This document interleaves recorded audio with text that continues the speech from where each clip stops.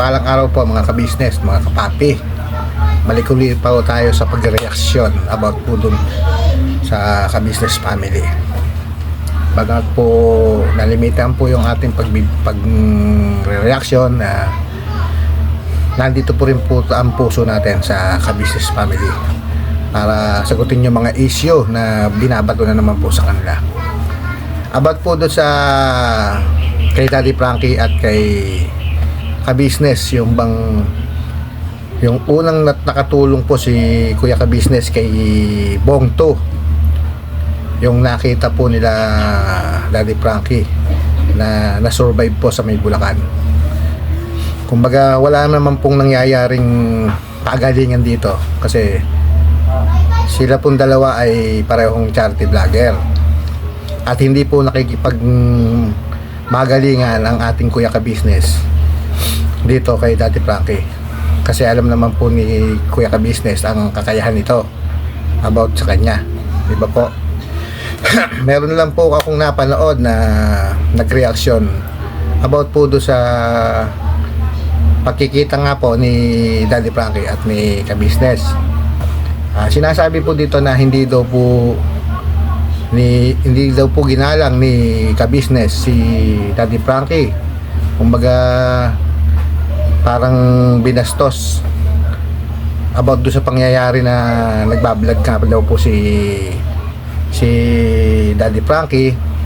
Napanood ko po yon na ano lang po si Kuya ka-business, hindi po niya sinasadya yung pagkakasulpot nila, pagkakabidyo nila. At ang umano sa kanila ay si JB, yung kapatid ni Daddy Frankie. Ito naman po ay hindi naman po malaking issue. Bakit nila pinalalaki? Kasi hindi lang po nagkaunawaan, hindi lang po napansin nila Kuya ka-business na nagbablog si Daddy Frankie. Di ba po? Kasi kung tutusin, kung malawak ang pag-iisip mo, hindi mo na to para bigyan pa ng masamang dahilan. Kumbaga hindi po to papansinin kung ikaw ay hindi naghahanap ng gulo talaga, di ba? Kaya ako napanood ko po ng buo yung vlog nila Kuya ka-business about po to kay Daddy Frankie. Kaya pinasisinungalingan po ang sinabi nitong nagmabagaling na naman pong tumitira na naman kay Kuya ka-business. Ewan ko pa kung bakit po galit na galito talaga sa Kuya ka-business. Pati naman yung pagkikita nila Kuya ka-business at saka ni Daddy Frankie binibigyan niya ng masamang dahilan. Di ba po? Ano ba to? O inggit ba? Ba't isipin mo, ba't siya galit na galit? Kasi sa katulad namin, kami, isa rin kaming content creator. Kumbaga hindi man lang namin naisip na nabastusan naman si Daddy Frankie doon sa ginawa ni ka-business. Di ba? Bakit itong isang nagmamagaling na to, bakit niya binibigyan ng kulay na naman yung nangyaring yon? Kasi hindi naman nakita ko naman na sa pangyayari hindi naman inano ni Kuya ka-business yung binastos talaga ng yung pagkakaano niya, pagkakasulpot niya doon sa hindi niya sinasadya na nagbablog si Daddy Frankie. At ang layo naman ang pagitan ng nagbablog doon kay JR, yung JR nga na sinasabi ni Daddy Frankie, doon sa pwesto nila Kuya ka-business. Kaya hindi sila nagkaanuhan, di ba? Pati tutuusin mo, si Kuya ka-business ang unang naka-video diyan kay Bongto, di ba? Pero hindi nila inaano. Nakita mo umalang pa nga si Daddy Frankie kay ka-business na alam naman ni Daddy Frankie na si ka-business ang unang naka-vlog dito kay Bongto. But itong nagmamagaling na to ay panay na naman ang tira kay Kuya ka-business. Di ba? Ba't mo bibigyan ng kulay itong pangyayaring ito? Bibigyan mo ng masamang dahilan. Ba't ikaw ay galit na galit talaga sa ka-business? Diba?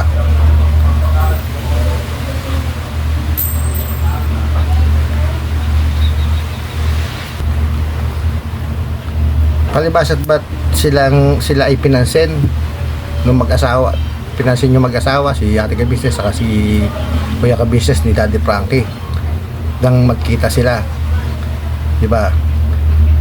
Eh kung ikaw ang doon nasa kalagayan nila kuya ka-business saka ni ate ka-business, pansinin ka ba ni Daddy Frankie? Di ba hindi? Dahil hindi ka naman kilala, di ba?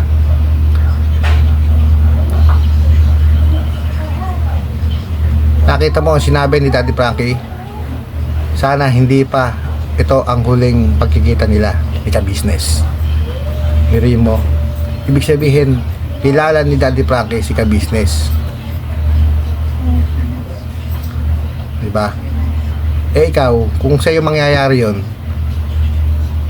ano yung kakayaan ni Daddy Frankie na nasa harapan? Baka ikaw ay nitingnan, hindi ka tingnan yan eh, di ba? Panay na naman ang banat mo kay kuya ka-business. Pati yung issue yun na napanood naman namin ay wala namang masama, na ano lang si kuya ka-business. Pati hindi kilala ni JB,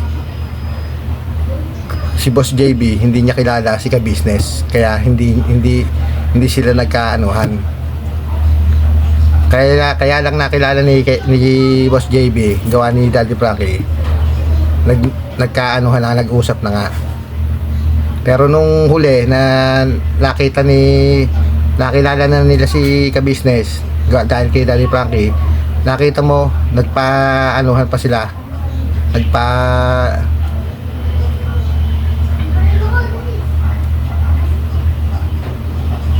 nagkakilala sila. Di ba?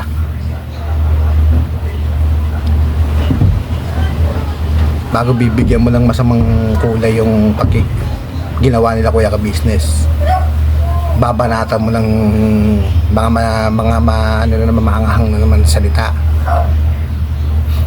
Inggit ka lang ata sa kanya, kala kuya ka-business, ginagawa mo yan. Kasi kung hindi ka inggit yan, hindi mo bibigyan ng kulay yun eh. Pare-pareho lang tayong content creator dito, pero ikaw lang nakita kong nagbigay na naman ng reaction dyan about dyan sa ano yan, at masama pang reaksyon ang ginawa mo, di ba?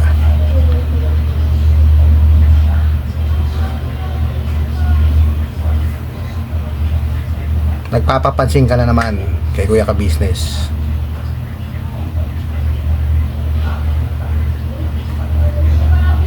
Binibigyan mo na naman ng mga masasamang dahilan, masasamang komento ang mga ginagawa nila.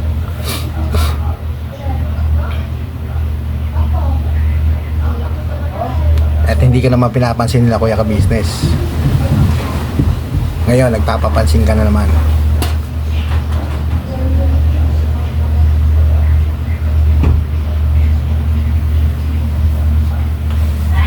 Siguro po dito na lang po yung aking vlog.